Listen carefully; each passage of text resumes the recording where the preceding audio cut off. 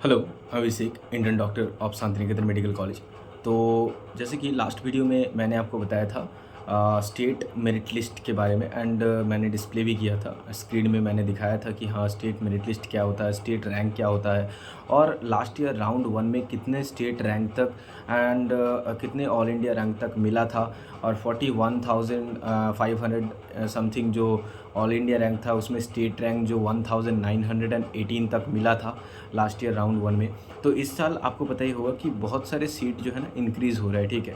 तो आपको पता ही होगा, अगर मैं गवर्नमेंट कॉलेज का बताऊँ, I think 325 seats I think government जो कॉलेजेस है वेस्ट बंगाल के वहाँ पर इंक्रीज़ हो रहे हैं। तो कौन कौन से कॉलेज में कितने सीट इंक्रीज़ हो रहे हैं ये भी मैंने एक वीडियो में बताया था। अगर आप वीडियोज़ नहीं फॉलो कर रहे हो तो वीडियो फॉलो करते रहो, इससे आपको बहुत ज़्यादा फ़ायदा मिलेगा। अप टू कॉलेज एडमिशन आपको जो है गाइडेंस मिलता रहेगा। और अगर आप चाहते हो हमारा पेड काउंसलिंग सर्विस लेना, मैं अपना contact number comment section and description box में डाल दूंगा, उसके थ्रू आप हमसे कांटेक्ट कर सकते हो एंड हमारा जो पेड काउंसलिंग सर्विस वो ले सकते हो। इससे क्या होगा, अप टू कॉलेज एडमिशन आपको जो है गाइडेंस प्रोवाइड किया जाएगा, ठीक है। Round 1, round 2, round 3, stay vacancy round, जितने भी राउंड होंगे सारे ही राउंड में आपको हेल्प किया जाएगा, ठीक है। तो मैंने एनालिसिस किया और एनालिसिस करके देखा कि जैसे कि लास्ट ईयर राउंड 1 में कट ऑफ जो है वो गया था 41,500 एंड समथिंग एंड जो स्टेट रैंक था वो 1918 था। तो देखो वहाँ पर अगर मैं जनरल कैटेगरी का जो कैटेगरी रैंक मैंने देखा एंड जनरल कैटेगरी को कैटेगरी रैंक 1364 तक मिला था। कैटेगरी रैंक मैं बता रहा हूँ, ठीक है, क्योंकि कैटेगरी रैंक ही यहाँ पर मैटर करता है कि जनरल वाले बच्चे को कितना कैटेगरी रैंक तक मिला है, क्योंकि बाकी बच्चे को तो जो ओबीसी डब्ल्यूएस इन लोगों को तो सारे ही सीट मिलते हैं, मतलब इनको अपना भी सीट मिलेगा, मतलब खुद का कैटेगरी का सीट मिलेगा और जनरल कैटेगरी का भी सीट मिलेगा जो कि यूआर कैटेगरी है। तो यूआर कैटेगरी का जो कैटेगरी रैंक है वो 1364 या 68 ऐसा कुछ था, कैटेगरी रैंक तक मिला था।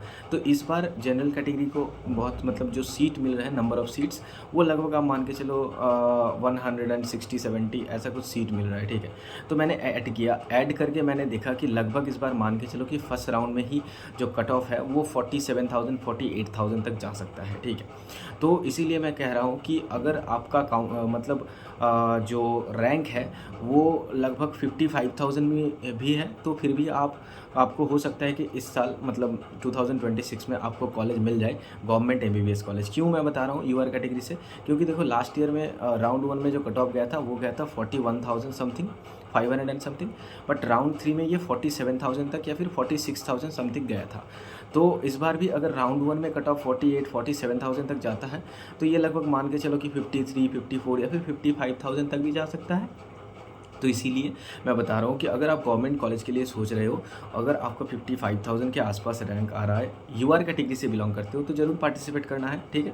ओबीसी कैटेगरी के लिए अगर आपका 60,000 या फिर 61-62,000 है तो मिल सकता है, ठीक है। तो अगर यूआर कैटेगरी से आप बिलोंग करते हो, गवर्नमेंट एमबीबीएस के लिए काउंसलिंग करवा रहे हो, तो आपका अगर 60,000 भी है तो फिर भी एक बार पार्टिसिपेट करके देख लेना, ठीक है।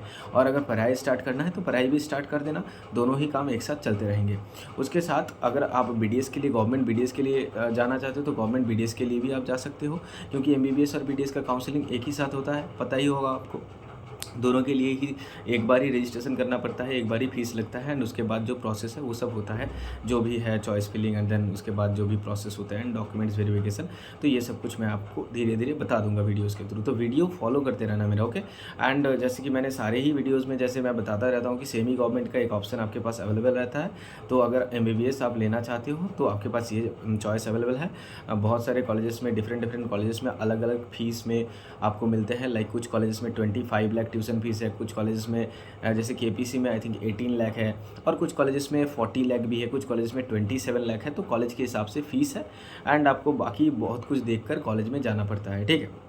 इसके लिए आप मुझसे ज़रूर कांटेक्ट कर लेना। और गवर्नमेंट कॉलेज के लिए जैसे मैंने बता दिया, ऐसे आप गवर्नमेंट बीडीएस के लिए या फिर आप गवर्नमेंट बीएमएस के लिए, बीएचएमएस के लिए भी जा सकते हो। और इसके लिए भी मैं अलग से वीडियोस बनाऊंगा कि हाँ, गवर्नमेंट बीडीएस या फिर बीएचएमएस या फिर बीएमएस के लिए कैटेगरी वाइज कितने रैंक तक आपको पार्टिसिपेट करना चाहिए, कितने रैंक तक हो सकता है कि आपको कॉलेज मिल जाएगा, ठीक है। तो इसीलिए मेरा चैनल जो है वो फॉलो करते रहना अप टू मतलब जब तक आपका ये काउंसलिंग स्टार्ट नहीं हो जाता। काउंसलिंग स्टार्ट होने में अभी लेट है, अभी लेट जुलाई या फिर हो सकता है फर्स्ट वीक ऑफ अगस्त तक चला जाए ये काउंसलिंग का जो प्रोसेस शुरू होने में। तो अभी तक कोई नोटिस नहीं आया, पहले जो है ऑल इंडिया का काउंसलिंग स्टार्ट होगा एमसीसी का, एंड उसके बाद ही जो है आपका जो WBMCC का काउंसलिंग स्टार्ट होगा। एंड ये दोनों काउंसलिंग एक साथ कैसे करना है, मतलब आप अगर ऑल इंडिया का और वेस्ट बंगाल का दोनों का ही पैरेलली काउंसलिंग करवाना चाहते हो तो ये कैसे करना पड़ता है, तो ये भी मैं आपको बताऊंगा एक वीडियो के थ्रू। एंड आप मुझसे पर्सनली कांटेक्ट कर सकते हो, मैं अपना number description box and comment section में डाल दूंगा।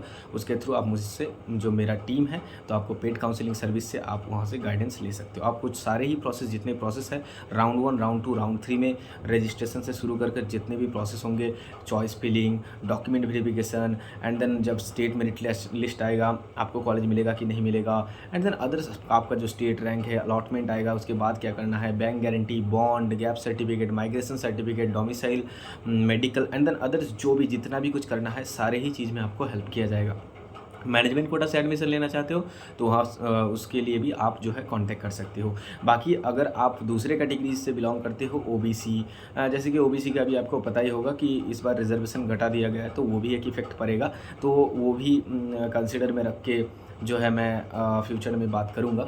एंड ईडब्ल्यूएस के लिए तो कट ऑफ कम ही जाता है, ईडब्ल्यूएस या फिर एससी एसटी, तो कितना कट ऑफ जा सकता है, कितने रैंक में आपको मिल सकता है, कौन सा कोर्स मिल सकता है आपको, गवर्नमेंट मिलेगा या फिर प्राइवेट मिलेगा, प्राइवेट में स्टेट कोटा, मैनेजमेंट कोटा, सारी चीज़ मैं डिस्कस करता रहूँगा एंड आपको अपडेट देता रहूँगा, ठीक है। इसीलिए वीडियोज़ को फॉलो करते रहना, देखते रहना, एंड आपका जो भी क्वेरीज़ है कमेंट सेक्शन में डालते रहना, ओके। तो मैं आपका जो वो क्वेरीज़ है वो सॉल्व कर दूंगा। तो मिलते हैं अगले वीडियो में, अगर अच्छा लगे लाइक कर देना, ओके, बाय।